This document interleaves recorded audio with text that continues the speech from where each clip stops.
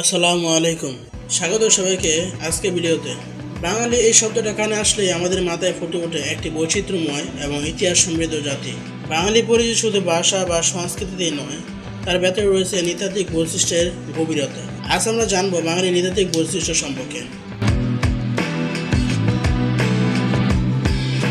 বাঙালি নৃতাত্ত্বিক বৈশিষ্ট্য বুঝতে হলে প্রথমে আমাদের ফিরে যেতে হবে হাজার বছর ইতিহাসে। বাঙালি পূর্বপুরুষের মতো ইন্দো আর্য, দ্রাবিড় এবং ওয়েস্ট এশিয়াটিক জনগোষ্ঠী থেকে এসেছে। বিভিন্ন সময় আর্য, মুসলমান, মুঘল এবং ব্রিটিশ শাসনের সময় বাঙালি জনগোষ্ঠীর সাথে বিবিধ জাতির মিলনবন্ধন ঘটে।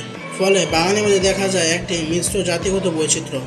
বর্তমান বাঙালিদের মধ্যে যে নৃতাত্ত্বিক বৈশিষ্ট্যগুলো লক্ষ্য করা যায় তা হলো বাঙালিরা আকারে খাটো থেকে মাঝারি। এদের মাথার চুল অধিকাংশ কালো, কিছু বাদামি। চুল সোজা, তরঙ্গায়িত ও কুঞ্চিত। গায়ের রং কালো থেকে হালকা বাদামি।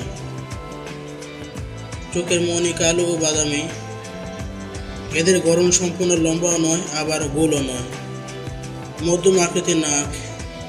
ও এ এবং বি গ্রুপের রক্তের প্রাধান্য। বাঙালি জাতি কেবল একটি নৃতাত্ত্বিক গোষ্ঠী নয়, এটি একটি সংমিশ্রণ, যেখানে মিশে আছে হাজার বছর ইতিহাস, সংস্কৃতি এবং জীবনযাত্রার বিভিন্ন স্তর। এই বৈচিত্র্য বাঙালিকে গড়ে তোলে অনন্য।